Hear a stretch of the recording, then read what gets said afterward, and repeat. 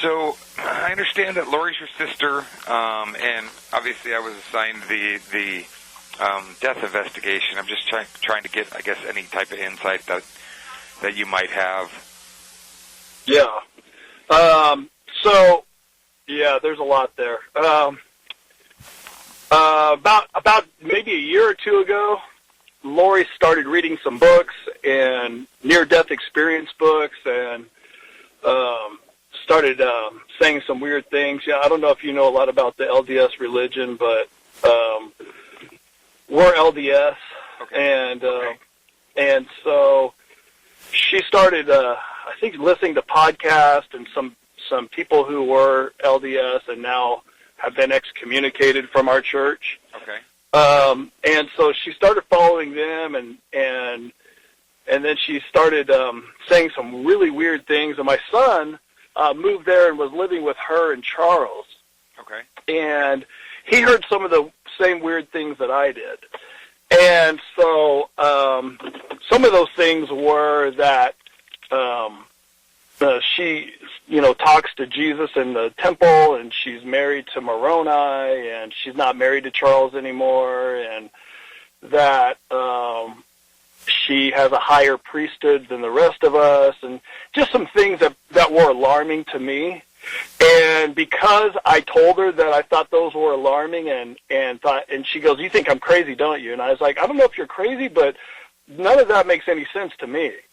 And after I told her that, she cut me off, and me and her were closer than anybody in the family. Okay. And she just stopped talking to me altogether. I haven't talked to her in over a year and a half. Okay. And then she cut off some of my family from communication as well when they thought that she was saying some things, and she just went off onto some other tangent. And so she's with another group that is called Preparing for the End or something like that. But the things that caught me that were shocking was her telling Charles that Charles is dead, and she knows that there was another guy named Ned that was living in Charles's body, and he was an inch shorter, and that Charles couldn't fool her anymore because he was an inch shorter. It was really alarming to me that she said Charles was dead and that some guy named Ned was living in her body. She talks about people having dark spirits that she can see, and she knows who has dark spirits and when there's dark spirits around, and just a lot of crazy stuff. And so when I told my family, I was like, "Look, I'm really concerned about Lori. I think she needs to go to a psychiatrist, or something needs to be happened." And my mom and dad had told me, they said, "Well, she's disconnected from reality because that's the only reality that she feels she can live in, and she's not hurting anybody." And when they told me that, I was like, okay, well, maybe I'll just stay away. I won't try to confront her, because Charles, for about a year, or after they got divorced or were going to get divorced, called me and saying, "I'm telling you, your sister has gone off the deep end." And I said, "What?" So he told me all the things that she had told him, and he would just call me sobbing, crying, because he didn't have the same wife anymore, didn't have the same Lori. And my whole family cut him off because Lori told them, "Do not talk to Charles." Okay. And I was the only one that took Charles's phone calls, and I live in Kansas. Gotcha. And I felt bad for Charles. And so I said, "Charles, I'll do what I can to help, but Lori won't talk to me because she thinks I think she's crazy." So, anyways, through all this, Charles said, "Well, something has to be done," because she thinks that she talked Melanie, who's our niece, and she's part of this group now where they go and they're preparing for the end of the world or something. And so she's got her on this, and then she said that her husband was gay, that she went to the temple and prayed about it, that he's gay, and Brandon is not gay. So Melanie left Brandon and just divorced him, and Lori said, "Oh, yeah, I prayed about it, he's gay." So Brandon was upset that Lori's interfering with their lives. So Charles had told me Lori is ruining people's lives by just saying stupid, crazy things. And so he goes, "Something's got to be done." So he wanted me to fly out there and meet with the stake president, because I know their stake president in our church. And I said, "All right, I'll go out there and meet." And he says, "I'll just put you on my miles and I'll fly you out there, but don't tell Lori or tell your family that I'm flying you out there, or Lori will run. She won't talk to you." And I was like, okay. So I flew out to Arizona, and I stayed with my mom and dad, and I told them that I got the airline tickets from my wife, Nicole, that she put it on her points, right? So while I'm there in Arizona, I'm at my mom and dad's house, and Charles was supposed to go pick up JJ on Thursday morning. Well, he texts me like at 7:30 in the morning, and he said, Alex is here. And back up a little bit, on Tuesday, I called Alex, and I said, hey, because me and Charles was getting my ticket, I said, hey, I'm coming to Arizona. Him and I used to spend time together, and he comes out here. He's a truck driver, and he's also sucked into Lori's whatever she tells him he believes, and so he's listening to all these podcasts, and he's fallen into whatever she says. He's all about it. And so I said, look, I'd like to spend some time with you. How about if I spend the night at your house instead of mom and dad's house? He said, yeah, I'll go buy a mattress and a blow-up mattress so you can stay in in my room, in one of his bedrooms. And I said, oh, that'd be great. So I get in on Wednesday, and I called Alex, and he never answers the phone or returns any of my calls. And I thought, that's really weird. So I spent the night at my mom and dad's that night, and I asked him, I said, well, what are you doing home? And he goes, I took this week off. I said, well, why'd you take the week off? He goes, I don't know, I'm just working around the house, and usually when my brother takes a week off of vacation, he goes to Colombia to be with women. Okay. So I thought it was very strange that he took a whole week off just to hang out at his house. I said, that doesn't make any sense. So when Charles texts me, Alex is here, I said, that sounds weird. Why is he at Lori's house? I said, be on the lookout or something. They could be up to something. And Charles texted me back, absolutely. So next thing I know, Charles would call me and text me all the time, like during the week. And I was the only one that would talk to him. And I felt, he just was distraught over this whole thing with Lori. So Thursday, after he texted all that, I drove my mom and dad to the temple and dropped them off in car, and I went and got my son, and we hang out. And I didn't hear from him all day Thursday. And I thought, well, that's really weird. So I called. I think I either texted him or called him, and he didn't answer. And then on Friday, same thing. I called him, texted him, and I said, it's just so weird that I haven't heard from Charles. I wonder what's wrong with Charles. And where is he? What's he doing? I haven't heard from him. And that whole day went by. Well, Saturday, me and my son went to Tucson to hang out with my friend Eric. So as we drove to Tucson, I thought, I have a really bad feeling in my stomach. Like, what would happen if Charles went in? And I literally told this to my son, and then when I got to Tucson, I told this to my friend. I said, what if Alex and Lori did something to Charles? And because he doesn't have his phone, and he's always on his phone. And I said, I have a sick feeling. So when I went to Tucson, I told my friend Eric, I was like, I don't know, there's something really weird going on, because I told him the whole situation, and Charles had not called. And I said, this is really weird. And so Eric, on a whim, Googles Charles's name. He goes, well, what's his name? I said, Charles Vallow. And he says, it says here that he got shot and killed by his brother-in-law in Chandler. I said, what? And I read the article, and I broke down and started crying because I said, I felt like something was wrong. And Eric was like, oh, I mean, we were literally in shock. Nobody called me. Not my mom and dad, not my brother, not my sister. My sister Summer was in New York at the time.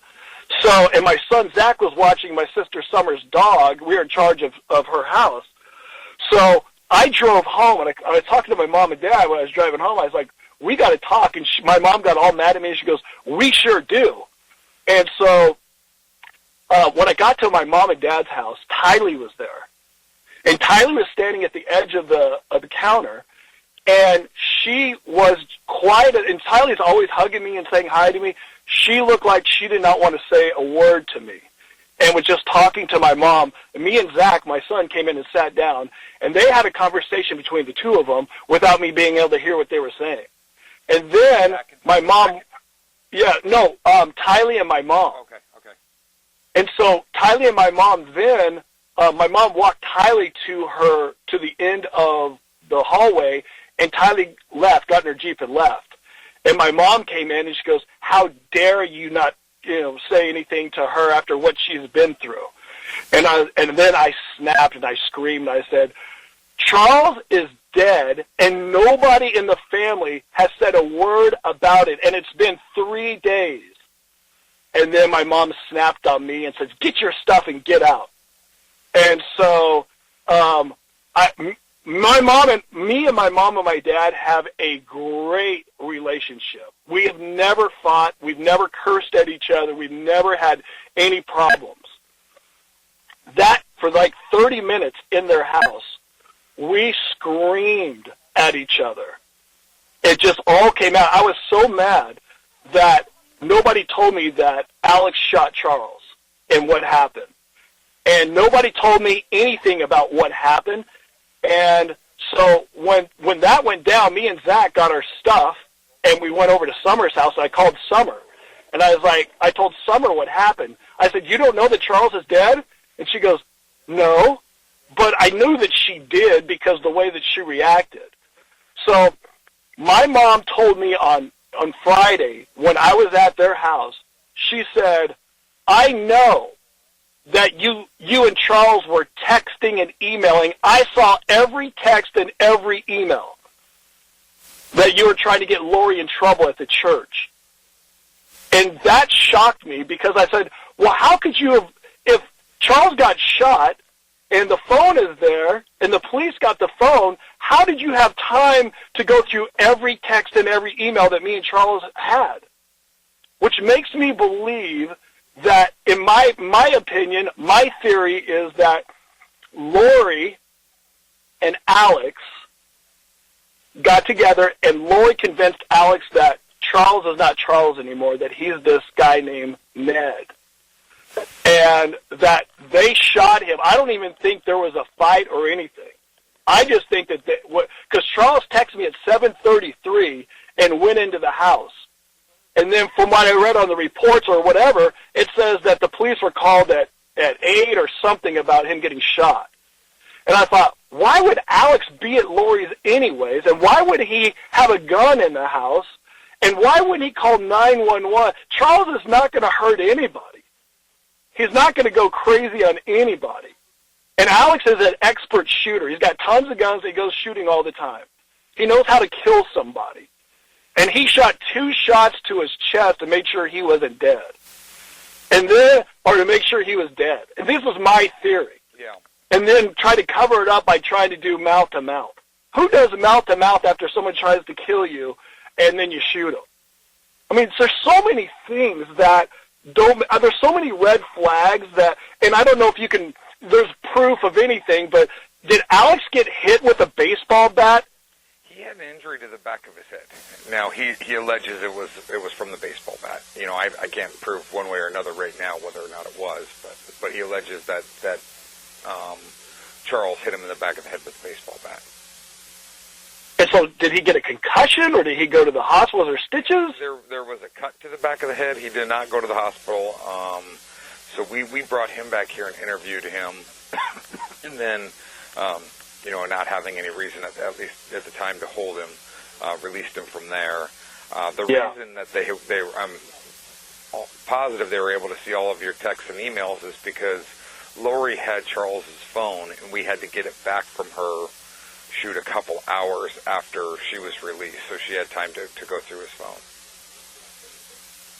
But my mom knew about this on Friday. Yeah, but they had Charles's phone when she left. Basically, she left her house, and then came back. She dropped JJ off at school sometime around this incident. She says right after the incident happened, she was in a panic and left and took JJ to school and then came back. We brought her down and interviewed her, Tylee, and Alex, and then released them from here. And then as we were processing the scene, we're like, well, where's Charles's phone? So we called Lori, and she's like, oh, I have it, and brought it back to us a couple hours later. So she had his phone on Thursday right after the incident for, 4 hours. Just to let you know, Charles never leaves his phone anywhere. He's always has it with him. Yeah. So for her to say that he left it there and she got his phone, that did not happen. Yeah. That did not happen. Charles has his phone on him all the time. So, which then believes that they had planned something and Charles walked in. So how is Tylee, what did she, I don't even know what happened. Like, none of my family has talked to me because supposedly I was on Charles's side to try to get Lori help. My whole family has not told me one thing about this incident. So what the report was is that Al basically stayed the night there the night before and was planning on going and doing something for the day, him, Lori, and Tylee. That Charles came and got JJ and basically got into a screaming match and was yelling and screaming at Lori. And then they say that Tylee basically brought a baseball bat out from her room and was kind of standing next to Lori, and had it kind of holding it in defense of Lori as Charles was yelling at her. They say that Charles yanked the baseball bat out of her hand, that Alex got involved and basically intervened during that altercation. Alex got hit with the bat. He went back to his room, got the gun, and then came back and basically challenged Charles. Charles came after him with the bat again, and that's when he shot and killed him. Oh, gosh. I don't know. That just is like... And did Tylee see the whole thing? They say that she was... They said that she was just outside of the house at the time the shooting happened, is where she puts herself. Yeah, that doesn't make any sense to me. None. Zero. That is like... And this is my brother and sister, and I love them with all my heart. But I'm telling you, there's something wrong about Lori and Alex and this belief that they have. And, Lori thinks that death is nothing. And it's odd that Joe, her ex-husband, supposedly died of a heart attack when they were desperate for money, and he left her $50,000, and Tylee gets $2,000, and then Charles has a $2 million. It just, there's a lot of red flags for me, and that story does not make sense. Charles does not leave his phone anywhere. Yeah. Which makes me believe that, is there cameras at the houses around there that could see the street or anything? I found one Ring doorbell, but I think the fence was outside of it, so I haven't been able to find a single camera in the neighborhood that would help me walk through a timeline of any of this. Yeah. So, I have the same, just the what if they brought him there to set him up type thing, and I just don't. Yeah. It's a matter of making our way through it. So. Yeah, to me, it's just I don't. You don't have to shoot and kill Charles. You call 911. He's not going to. It's just all of it sounds way too crazy to me. Yeah. And set up and staged. Al, he lives so close to them. He doesn't have to spend the night at Lori's house. He could drive over there and they can go somewhere during the day. That's definitely a lie. Yeah. And just, I don't know how you can prove it or what the proof can be. That's the whole problem is I'm sure they plan. I don't know if you can, if they've ever emailed each other or text each other or they just plan this out by just talking. I don't know. But there's got to be somewhere where they've talked this through because Lori and Alex planned Joe's death. And Lori found out that Joe molested her kids supposedly. And Alex got upset, and Al said, "I'll take care of him." And then they planned out how they were going to kill Joe, and Al was going to taser him, throw him in the trunk, and take him out to a field and shoot him, and then bury him. Well, Al went to taser him, and it didn't work, and Joe called the cops, and Al went to jail for 12 months. Yeah. So there's something with Lori and Alex that neither one of them are. Well, Alex is excommunicated from the church, and so he believes Lori because Lori's like, it doesn't matter what you do in this world. All you have to do is have a body, and you can be saved. You're just here to get a body. And Al loves that because then he can go sin and do whatever he wants. So he loves to hear what Lori has to tell him. And so I'm just telling you, man to man, and I love my family, but justice. Poor Charles, he didn't deserve to die at all. He was so upset about the way Lori was doing that, and so the way that she changed, the things that she said, and the odd behavior, and just, I was the only one that would sit and listen to him cry and be upset about it, and everybody listened to Lori and my family, and just they shut him off. He couldn't talk to anybody, and he paid for everybody in the family. He paid for everybody's phone. He bought cars. I mean, even my mom and dad. And it's just odd that my mom sent my wife a text on Friday. She didn't tell us that Charles was dead. She didn't tell us anything was happening. She knew that I flew out there on Charles's points, and she sent a message to my wife going, "Thank you so much for sending Adam out here using your points to fly out." Why would she say that? Right. I think my mom knows something, and she's trying to cover up for those two. And Tylee definitely has to know something, and it doesn't make any sense that JJ's in the car when this whole thing happened, and after you shoot somebody, you get in the car and you drive to take him to school. Yeah. Well, and you probably know all this. I share them with you. Yeah. Share them with you. So.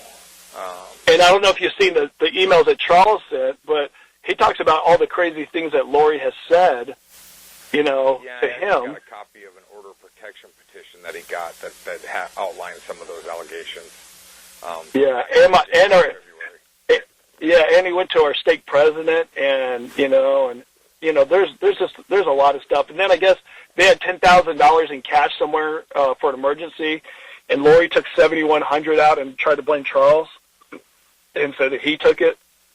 And I don't know. I just feel like they're trying to get Charles's. And I don't know. Charles tried to get a divorce from Lori, and she disappeared for 58 days. Nobody knew where she was.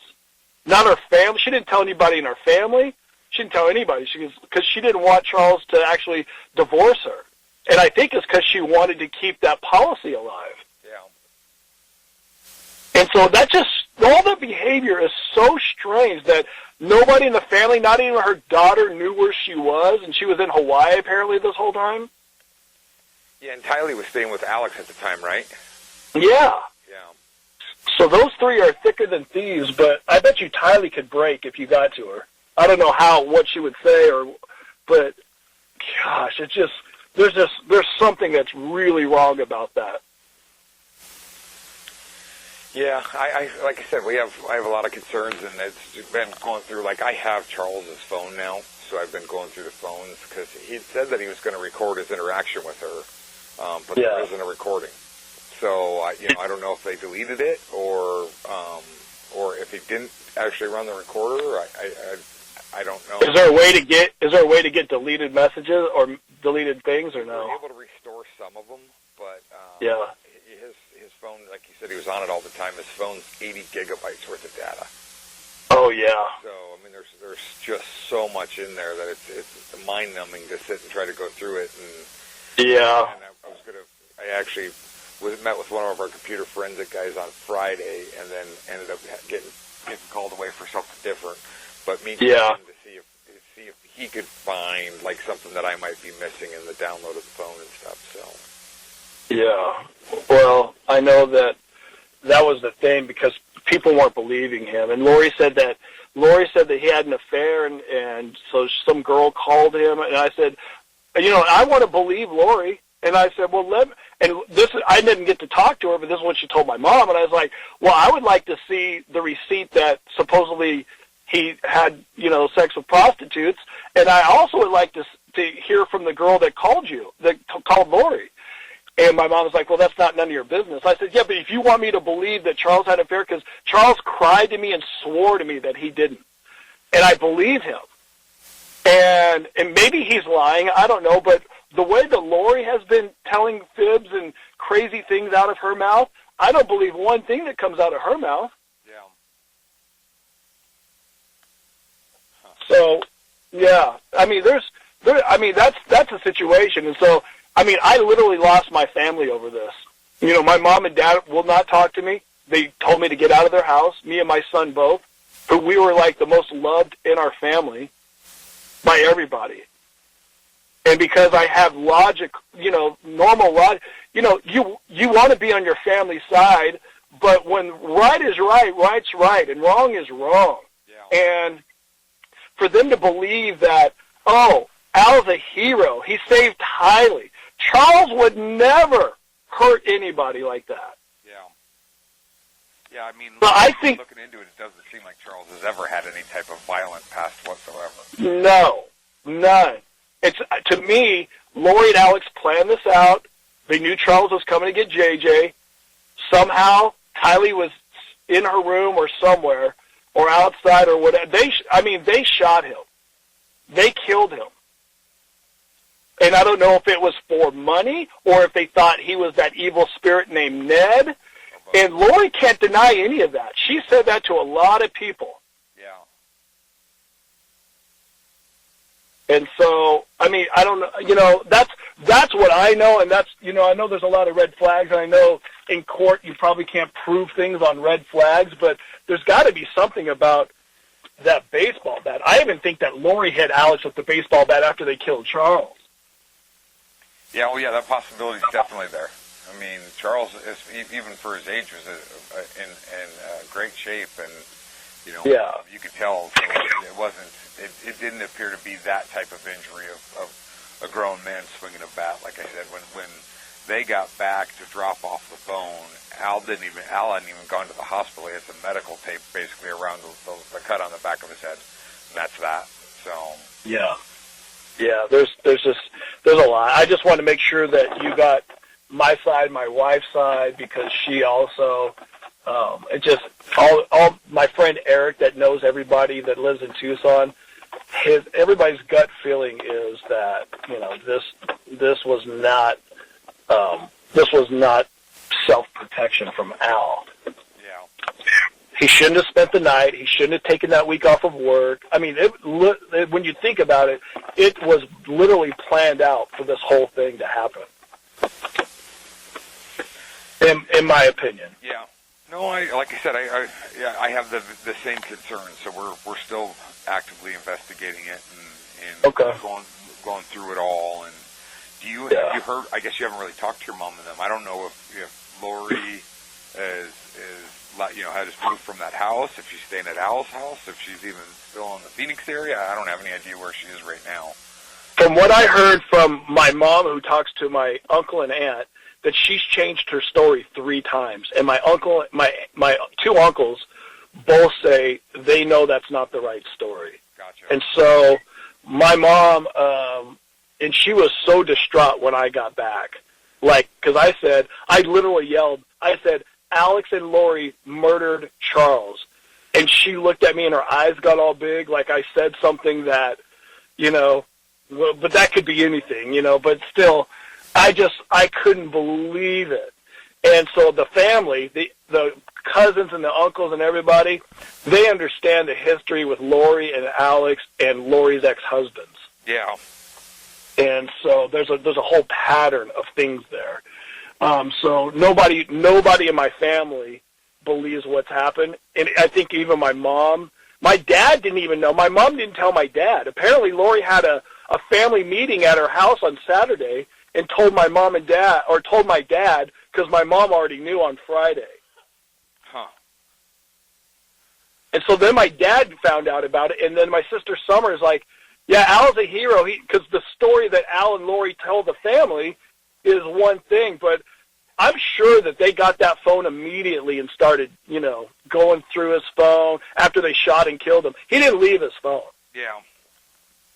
So, and the timeline is 7:30. I think the last text I got from him, it was right around 7:30 in the morning. And then I think from what I read on the newspaper, was like at 8 o'clock or somewhere after 8. Yeah. He was caught. Yeah. So I'm not sure. I'm not sure, but that's what I know. Yeah. Huh. Well, I have all your information, and yeah. I'm trying to figure out the best way. Do you think Al would ever take a call from you? No. He's going to just avoid you. Yeah, my whole family will avoid me. Nobody will talk to me because there's an investigation going on, and so they don't want to say a word to me. I guarantee that. Gotcha. Yeah. Yeah, I would just be curious to see what Al's side of the story is to a third. You know what I mean? To another party. Yes. Yeah. Yeah, I'm wondering. I mean, for none of them to tell me anything that happened, like I just heard it from you for the first time because Kay had told me a little bit about what was said because I talked to Charles' sister Kay, and I feel bad for her too. Yeah, because she's JJ's grandma, correct? Yeah. Yeah. Yeah, and she told me that. So I think my Uncle Rex said that Al, after that happened, went to Columbia, or my mom told somebody that Al went to Columbia. And then he came back. Because then Brandon, the one that's Melanie's divorcing, said that Al was at Melanie's house on Saturday putting her fans in, ceiling fans in. Okay. He goes, Al's out in Columbia. He's here. So maybe he went for a couple days, or maybe he didn't go at all. And then my uncle said that my mom said that Kay wanted to go fly JJ down for Charles's funeral. And nobody the weird thing about it is that when I was at my house on Saturday morning and me and my mom and dad had to sit down and it was a yelling match and then it got calm and we tried to talk through things and then it got to be yelling again while we were sitting there, not one time did my mom or dad say anything about how terrible it is or sorry that Charles was shot. They were all like, what a piece of crap trying to hurt. You know what I mean? Yeah. I mean, to me, that's another red flag that nobody, like my sister, nobody wants to go to the funeral. I had planned a vacation in Los Angeles with my son, so we were in there when we told Kay that she said she was having a thing for Charles, but then when Kay called Lori's like, no, we're busy. We're getting ready to move to Hawaii, so we don't have time to have JJ go down there and back. And then, so that was something that Kay had told my wife, Nicole, and so she didn't let JJ go to her own, Lori didn't let JJ go to Charles's funeral in Louisiana. Yeah. And then my mom said, or told Lori or Kay, I can't remember where it was, but that they were going to move to Hawaii, but then now Lori has a job at a gym, and she's working at a gym. So, I mean, I've heard a lot of different things. So I literally am in the dark because they cut me and my son off from all social media. Got it. And my son is their favorite. Everybody, the greatest kid in the world. And he is distraught because he moved to Phoenix and worked there for Brandon and would stay at my mom and dad's house and be at Summer's house and Melanie's house. And for them to cut him off because Charles reached out to him and he felt sorry for Charles like I did. Yeah. And so just because we had conversations with Charles, they cut us off. None of that makes any sense to me. So are your parents actively still involved in the LDS Church? Yes. Okay, so they have a bit off on the crazy nonsense or whatever No. you want to call it that Lori's kind of got going on. They're called prepared people prepared. And Lori's on a podcast. It's called Preparing the People. And ever since Lori's been on this 2-year deal of reading these books and being part of these podcasts, the people who are doing the podcasts have been excommunicated from the church. Gotcha. And Alex said the guy who got excommunicated from the church, he said, I've heard more light and truth out of his podcast in the last 2 weeks than I have the whole time I grew up going to church. So they're bought hook, line, and sinker into this thing. But for Lori to say that she goes to the temple and talks to Jesus Christ and that she's on a special mission here to gather 144,000 people and that she's married to Moroni and that she has to do whatever it is to make sure her mission gets completed, which could mean killing Charles or anybody that's getting in her way of her mission. There's a lot of just, and it's literally nonsense. And Lori is one that loves attention. And I get it, because I love attention too. I'm on the radio. But she wants attention to the point, like, if you did see Jesus Christ in the temple, you wouldn't tell anybody. And she goes around and tells everybody because she wants that attention, that she's better than everybody else, that Jesus Christ gave her a higher priesthood than the rest of us. And, like, she gave Tylee blessings. You're not allowed to give blessings in our church unless you hold the priesthood. And so she's given Tylee a bunch of blessings. And so she's doing, and she's supposed to, and you're supposed to follow the prophet, and she's not. And my mom and dad are like, well, she's doing, she's not doing anything wrong, and it's just too much for me to. And I was only going there to see if I could actually have a conversation with her after a year and a half, and she wouldn't do it. Yeah. She wants, and so there was nothing I can do. I was going to go talk to the stake president, but he wasn't there when I was going to go play basketball. I never went to play basketball, so and I was going to record, and then I thought, you know what, I don't have to record. I just want to hear it with my own ears. So my mom and dad are very upset that I said I was going to record her and record them, and they think I'm a traitor and all this other stuff. And I was only doing it to help Lori. I still want to help her. She's my sister. I think she needs some mental help. Yeah.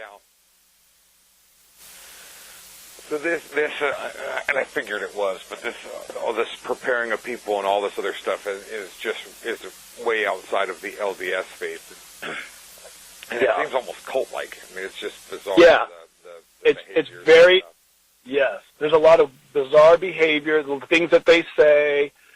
They try to mix it in so it doesn't seem like it's that crazy, but it is. So which stake were they at? Which church were they going to? They were going to, let's see, they lived up, where's that road, off of Riggs Road. Okay. So the stake center is on Riggs Road. Okay. And the stake president's name is President Holmes. Okay. And he has interviewed Charles and Lori. And Lori, I think, lied to him to keep her temple recommend. Charles wanted her temple recommend to be taken away because if her temple recommend gets taken away, then he thinks that she would snap out of whatever she's in. Gotcha. And that was it. And so that was the reasoning that I agreed to do anything with Charles, was to let's see what we can do. Because Lori thinks that you can shoot her, nothing will happen. She told me she doesn't have to eat anymore because she's a translated being. If she didn't want to eat, she didn't have to. And if somebody tried to shoot her, the bullet wouldn't go through her. She actually said those words to me and to my son. Huh. So I know that, that's not, there's I don't know what the word, I don't know what crazy or delusional or whatever it is. But if you're living like that, as my mom and dad said, she's not hurting anybody. They said that on Thursday before we knew Charles was dead. Yeah, she hurt somebody, all right. So has her temple recommend been taken away? No. Okay. She went back. So Charles told the president all that. So then she had to go in with the interview with the president, and the president asked her the questions that you're supposed to do to get a temple recommend, and she lied because she says, "Oh, I follow the prophet. I do what he says." The prophet doesn't give you permission to give blessings to your kids unless you have the priesthood. Yeah. And she's bragging that gave Tylee a blessing one time in the room. She goes, and Al was in there too. This was way before when this really started happening. When I went down and visited him, and I realized there's something wrong with Lori. She goes, "Come in here. Let's give Tylee a blessing." And then Alice, who's excommunicated, she's like, "It doesn't matter. He has a priesthood. They don't know what they're talking about, and he could put his hands on her. And if I want to give her a blessing, she'd be healed even faster because my priesthood is higher than all of yours." And, that's the kind of talk that I said, "Lori, there's something wrong here." And then after that day, she never talked to me again. Okay. So if you don't believe what she's saying, she gets rid of you. I guess she's got another friend named Melanie that buys into everything she's saying, too. So they're two peas in a pod as well, apparently. I've never met her before, but that's what I heard. Who was Brandon married to? He was married to my niece, Melanie, but Lori also has another friend named Melanie's then. Yes, two Melanies. Yep. Gotcha. Yep. Yeah. Because I've heard the name Mel, but I wasn't sure. What's your niece Melanie's last name? Boudreaux. Okay.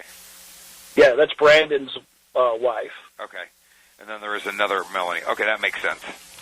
Yeah, so that's where the two Melanies are. But, for Lori to have that, to say that you could shoot her and a bullet wouldn't hurt her or she never has to eat again, I mean, that's alarming. And I told that to my mom and dad. And they're like, oh, she's, my mom and dad admitted to me, she's detached from reality, so she's living in a world that she can actually live in. And so I said, well, there's something wrong with that. She needs to go to therapy or something. She goes, you think Lori's going to go to therapy? And so I think with the church is that she went in and got her temple recommend because she answered the questions right about whatever she was supposed to answer so she got her temple recommend, and so she goes to the temple all the time. Gotcha. Yeah. Huh. All right. Well, you have my direct number. Yep. I will be in touch with you. I'm still actively working on this. Okay. But if there's anything that I could think of that I need to, try to find out, I'll definitely reach out to you. I have not reached out to your parents and everything else because I'm not sure what the family dynamic, was and is. Yeah. I knew you had. From the messages, I knew you'd been talking to Charles that day. Yeah. You could see the text message back and forth and on his phone and him saying Al was there and stuff. Did you call Al? Because you had sent him a text saying, hey, I'm going to call Al right now and press him to come get me. Did you call Al? No. Okay, I wasn't sure because he... Oh, wait, maybe I did call. I think I did call him, but he never answered. Okay, gotcha. Yeah. And I was just doing that to be able to get Al away from Lori so then we could actually talk to Lori because, and also to pressure Al, I wanted to ask Al what Lori's been saying because Al's told me things that Lori says because they're thicker than thieves too. And so since Lori doesn't talk to me, I wanted to find out what Lori has been saying lately. Because I know what she said when I was there. Yeah. And so, but then Al shut me off. I think Lori said, "Do not talk to Adam." Yeah. Yeah, it's definitely a difficult situation all the way around on this one, huh? Yeah, it's literally like something out of like one of those 2020s. Right. Yeah. Well, Adam, I really appreciate you calling me. And sure, yeah. Let me know if I can help any other way. Give me a call. I would be being able to help any way I can. Definitely, I appreciate it, and we'll talk soon, I'm sure. All right, thank you. Bye. All right, bye-bye.